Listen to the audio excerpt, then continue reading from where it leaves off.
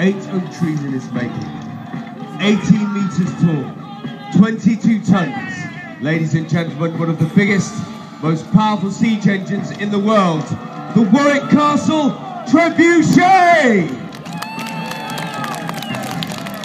This is Ursa, the bear. She stands at 18 meters tall and weighs 22 tons. And not only is she one of the biggest, most powerful trebuchets in the world, she is state-of-the-art in her design.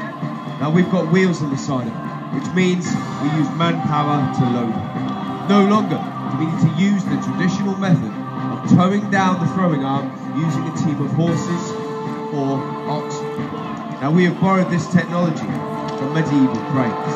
We've taken the wheels from the cranes and put them on the side of our machines. So the technology that was once used to build castles is now being used to smash them down. So the way she works is those two wheels are joined with a central axle. The rope is tied to the throwing arm and led down to a pulley at the back of the machine. The rope is then connected to that central axle. The person in charge of the machine is the Trebuchet master, located at the back of the machine. He has ordered soldiers into the wheels. 4 soldiers, 2 for each wheel. Their job is to climb inside those wheels and walk. Their walking action turns around those giant wheels and turns that axle, which wraps the rope around that axle, and in turn pulls down the throwing arm and lifts that wooden box that's slowly rising in the centre. Now that box is the counterweight, the ballast, the source of our energy for our siege machine. And that counterweight box weighs 1 ton when it's empty. What we have done is placed a further 4.5 tons of rocks and rubble inside that box. So you have just witnessed 4 people through their labour lifting a total weight of 5.5 tons. So let's give them a big hand. Now the arm is down at the back of the machine and the trebuchet master has engaged the trigger system.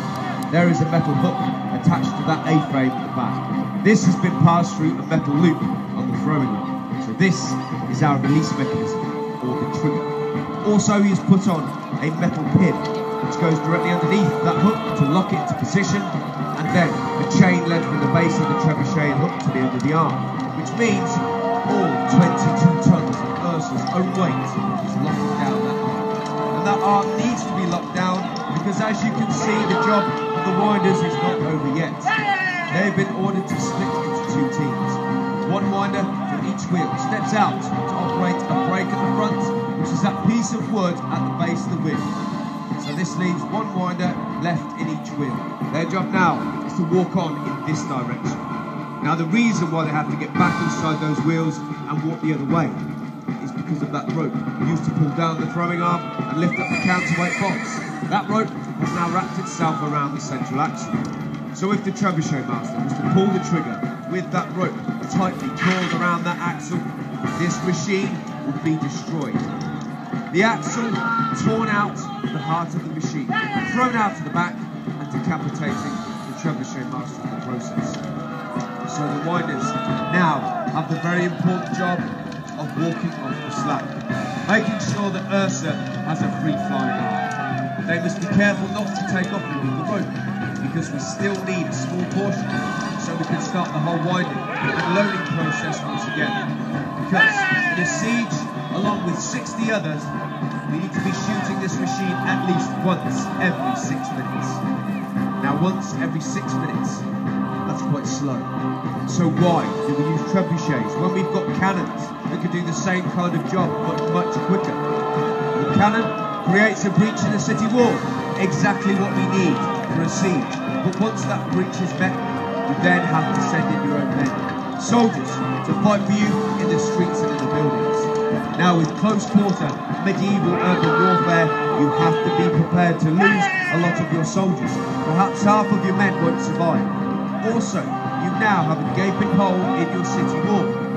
You have to tie up a load of your men rebuilding, but also protecting it in case reinforcements want to attack. Now, Ursa gives us another option, because not only with trebuchets can we launch projectiles at a city wall, but we can throw them over city walls to make life inside for the inhabitants a living hell. So what can we throw? We can throw anything: rocks, fire, people, dead animals. Now a dead animal is a good choice if you want to fight a dirty war. Now if you want them to surrender, we can shoot dead animal bodies into the buildings and try and hit the wells. If we can hit the wells, hit their water supply and contaminate it. Therefore they have to surrender. Also psychological warfare. If you capture any enemy soldiers, you cut off their heads, throw them into baskets, chuck them on the trebuchet and send their heads flying back into the city. Try and scare them out, show them that you take no prisoners. But the one thing the medieval man was most frightened of was fire. And most of the internal structures of the city will be made of wood with thatched roofs. So we can launch fireballs from our trebuchet.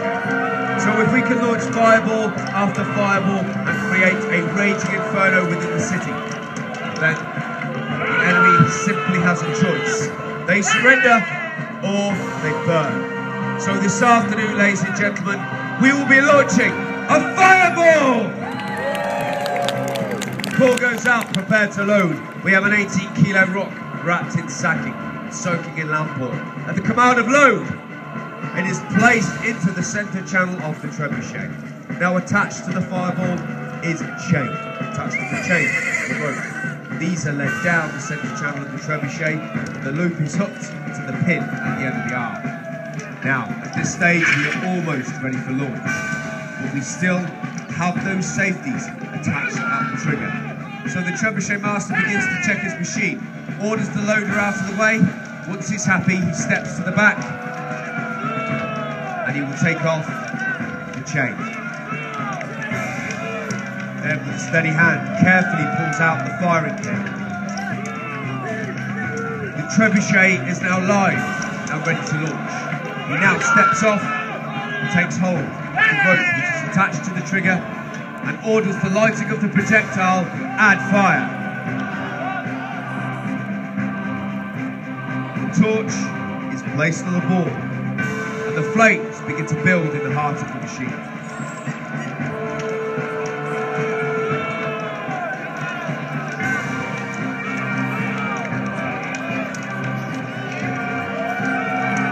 The lighting is ordered out of the way. Now our trebuchet master must hold. He must hold his nerve. If he pulls that trigger too early, the ball will go out and be useless. But if he waits too long, his trebuchet will be on fire. So he holds. And he holds. And we launch!